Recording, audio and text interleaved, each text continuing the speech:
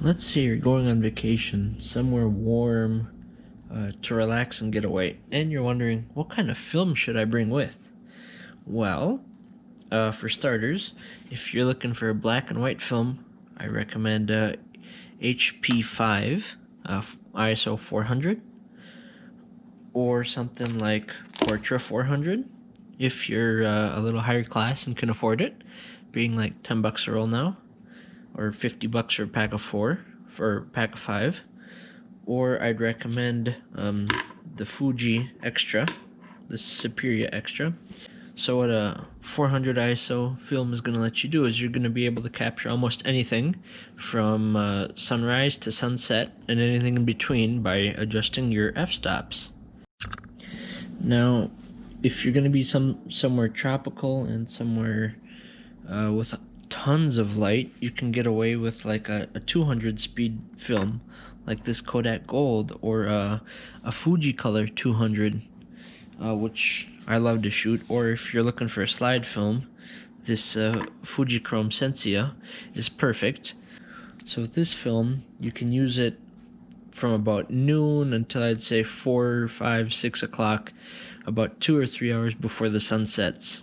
Any earlier or any later, and you're going to have issues trying to get your enough light. If you're on a budget or plan on shooting a lot of rolls of film, something I'd recommend is like this Kodak Max 400 or this Fuji Color 200, because you get 36 exposures, except I just have the 24 exposure one. You can buy them in 36. They have 36 exposures, so you can shoot tons of photos, and these have a lot of latitude, so you can overexpose by 2 stops or underexpose by a stop or 2, and you still get usable photos.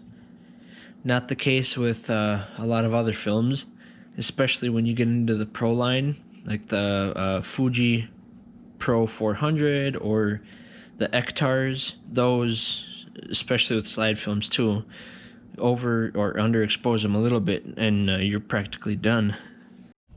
So lastly, what I would not recommend bringing, or bringing very little of, would be something like this Kodak Proimage 100 or an Ilford 125.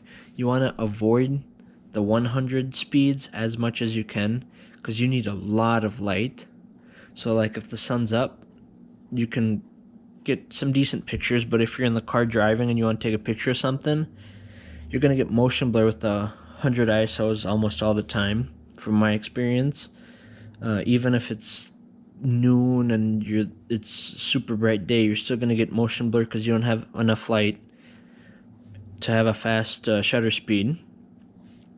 So I mean, if you want to bring 1 or 2 of them, if you have 2 cameras, you can have one of them loaded in there, just so you know, if it is a super bright day and you want that depth of field, you can use an ISO film or ISO 100 film. But from what I brought it on, it just does more harm than good, especially Ektar. I would not recommend bringing Ektar with unless you've shot 5, 10, 15 rolls of it and know how Ektar is. It is super picky. And I mean, you get good colors from it, but if you don't know what you're shooting, Ektar will ruin your pictures. And I'll show you some of my examples of ISO 100s, 200, and 400, and kind of what I mean on what you should bring.